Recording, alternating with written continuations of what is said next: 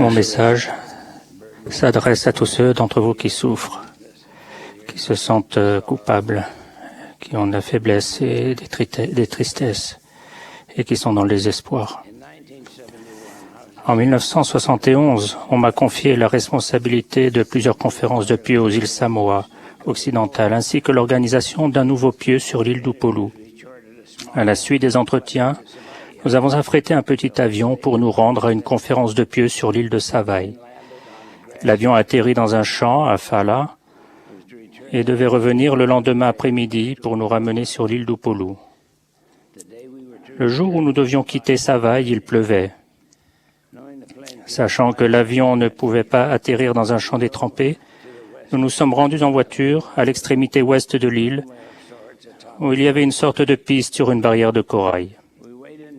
Nous avons attendu jusqu'à la nuit, mais aucun avion n'est arrivé. Nous avons finalement appris par radio qu'il y avait une tempête et que l'avion ne pouvait pas décoller. Nous avons répondu toujours par radio que nous viendrions en bateau. Quelqu'un nous attendrait à Mulifanua. Au moment où nous sortions du port de Savaii, le capitaine du bateau de 12 mètres a demandé au président de mission s'il avait une lampe de poche. Heureusement, il en avait une et l'a offerte au capitaine. Nous avons fait la traversée de 24 kilomètres jusqu'à l'île d'Upolu sur une mer très agitée. Nous ne doutions pas qu'une violente tempête tropicale avait frappé l'île et que nous nous dirigeons droit sur elle. Pour atteindre le port de Mulifanua, il fallait prendre un passage étroit le long du récif.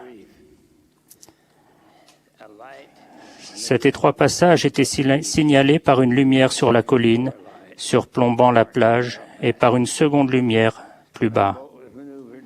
Lorsqu'un bateau était positionné de façon à ce que les deux lumières soient l'une au-dessus de l'autre, il était au bon endroit pour traverser en évitant les dangereux rochers bordant le passage. Mais cette nuit-là, il n'y avait qu'une seule lumière. 2 missionnaires nous attendaient sur le ponton de débarquement, mais la traversée avait pris beaucoup plus de temps que d'habitude. Après avoir passé des heures à scruter l'arrivée de notre bateau, les missionnaires, fatigués, s'étaient endormis, oubliant d'allumer la seconde lumière, la lumière du bas. Par conséquent, le passage à travers le récif n'était pas bien visible. Le capitaine a dirigé de son mieux le bateau en direction de la lumière la plus haute de la rive. Pendant que, de la proue, un homme d'équipage tentait d'apercevoir les rochers à la lumière de la lampe de poche empruntée. Nous entendions les vagues s'écraser sur le récif. Quand nous étions assez proches pour les voir avec la lampe de poche, le capitaine criait frénétiquement d'inverser le moteur et reculait pour essayer à nouveau de localiser le passage. Après plusieurs tentatives, il a compris qu'il serait impossible de trouver le passage. Tout ce que nous pouvions faire, c'était d'essayer d'atteindre le port d'Apia, à 64 kilomètres de là. Nous étions impuissants devant la force des éléments déchaînés. Je ne me rappelle pas m'être jamais trouvé dans une telle obscurité. Pendant la première heure, nous n'avancions pas, alors que le moteur tournait à plein régime. Le bateau atteignait difficilement le sommet d'une énorme vague, puis, épuisé, s'arrêtait, les hélices momentanément hors de l'eau. La vibration des hélices secouait tellement le bateau que nous avions l'impression qu'il allait être mis en pièces avant de glisser de l'autre côté de la vague. Nous étions allongés sur la trappe de la cale, bras et jambes écartés, nous cramponnant d'un côté avec les mains, les pieds bloqués de l'autre, pour éviter d'être jetés par-dessus bord. Frère Littleford, ayant lâché prise, a été projeté contre la rambarde inférieure. Il s'est fait une coupure à la tête, mais la rambarde l'a empêché d'être éjecté. Finalement, nous avons avancé et au lever du jour, nous avons accosté au port d'Apia. Par sécurité, les bateaux avaient été attachés les uns aux autres. À l'embarcadère, il y en avait sur plusieurs rangées. Nous nous sommes faufilés, essayant de ne pas réveiller les gens qui dormaient sur les ponts. Nous sommes arrivés à Pesega, avons séché nos vêtements et sommes repartis pour Vailutai pour organiser le nouveau pieu. Je ne sais pas qui nous attendait à Mulifanua. Je n'ai pas voulu le savoir. Mais il est vrai que, privés de cette lumière plus bas, nous aurions pu tous disparaître. Dans notre recueil d'hymnes, il y a un très vieux cantique que l'on chante rarement, qui pour moi a une signification très spéciale. Brillamment, l'amour du Père, comme un phare éclaire tout. Quant à nous, par nos lumières, nous guidons autour de nous.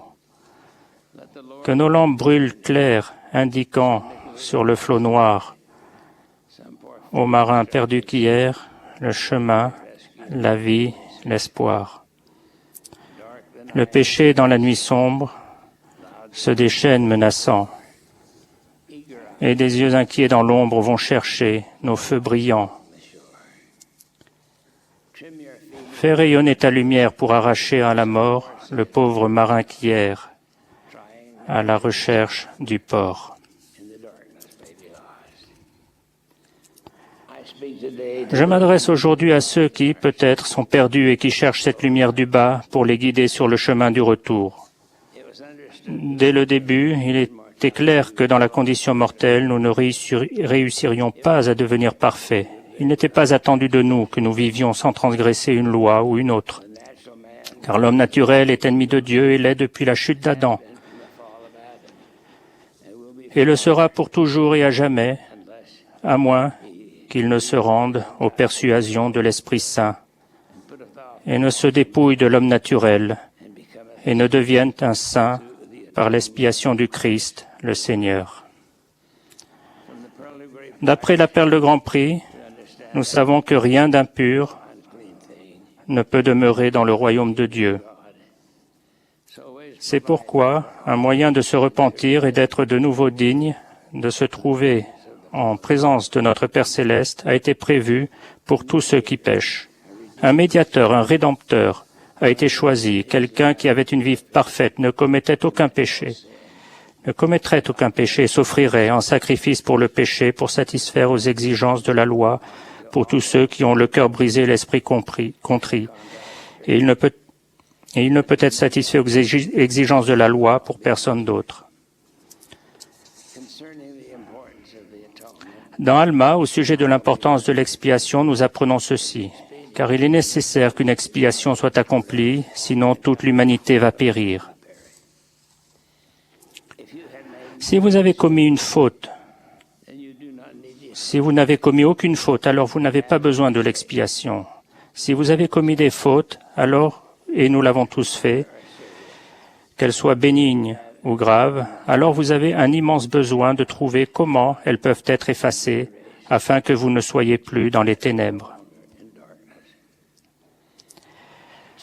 Jésus-Christ est la lumière et la vie du monde. Si nous fixons fermement notre regard sur lui et sur ses enseignements, nous serons guidés vers le port du salut spirituel. Le troisième article de foi dit, « Nous croyons que grâce au sacrifice expiatoire du Christ, tout le genre humain peut être sauvé en obéissant aux lois et aux ordonnances de l'Évangile. » Joseph F. Smith a déclaré, « Les hommes ne peuvent pas se pardonner leurs propres péchés. Ils ne peuvent pas se purifier eux-mêmes des conséquences de leurs péchés. Les hommes peuvent arrêter de pécher et faire le bien par la suite, et dans la mesure où leurs actes sont acceptables devant Dieu, devenir dignes de considération.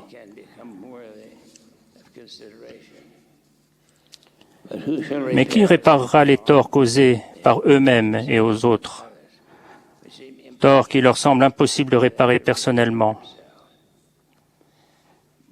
Par le sacrifice expiatoire de Jésus-Christ, les péchés de ceux qui se repentent seront effacés.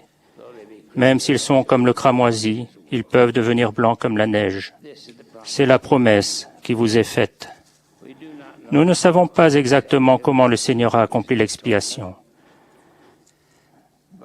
Mais nous savons que la torture cruelle de la crucifixion n'était qu'une partie de la terrifiante douleur qui commença à Gethsémané, ce lieu de souffrance sacrée, et s'acheva à Golgotha. Luc a écrit « Puis il s'éloigna d'eux à la distance d'environ un jet de pierre, et s'étant mis à genoux, il pria, disant « Père, si tu voulais éloigner de moi cette coupe, toutefois, que ma volonté ne se fasse pas, mais la tienne. » Alors, un ange lui apparut du ciel pour le fortifier. Étant en agonie, il priait plus instamment, et sa sueur devint comme des grumeaux de sang qui tombaient à terre. À ma connaissance, il n'existe qu'un seul récit comportant les termes du Sauveur lui-même pour décrire les douleurs qu'il a endurées dans le jardin de Gethsémané. La Révélation dit « Car voici, moi, Dieu, j'ai souffert ces choses pour tous, afin qu'ils ne souffrent pas s'ils se repentent. Mais s'ils ne se repentent pas, ils doivent souffrir tout comme moi. Et ces souffrances m'ont fait trembler de douleur, moi, Dieu, le plus grand de tous, et elles m'ont fait saigner à chaque pore. » Pendant votre vie, il vous est peut-être arrivé d'aller là où vous n'auriez jamais dû aller, et de faire des choses que vous n'auriez jamais dû faire. Mais si vous vous détournez du péché, vous pourrez un jour connaître la paix qu'on reçoit en suivant le chemin du repentir jusqu'au bout. Quelles que soient nos transgressions passées, quel que soit le mal que nos actes ont pu causer à d'autres, notre culpabilité peut être balayée. À mon avis, la plus belle expression des Écritures est peut-être cette déclaration du Seigneur. « Voici, celui qui s'est repenti de ses péchés est pardonné. Et moi, le Seigneur, je ne m'en souviens plus. » Tel est le but de l'évangile de Jésus-Christ et de l'expiation.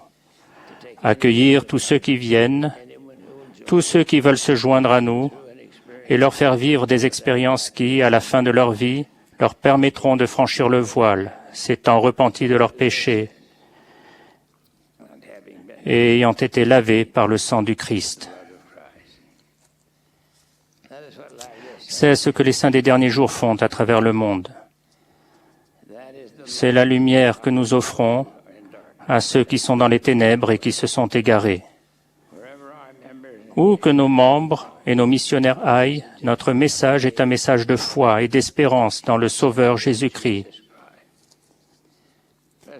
Joseph Fielding Smith a écrit les paroles du cantique « Le chemin est-il long ?»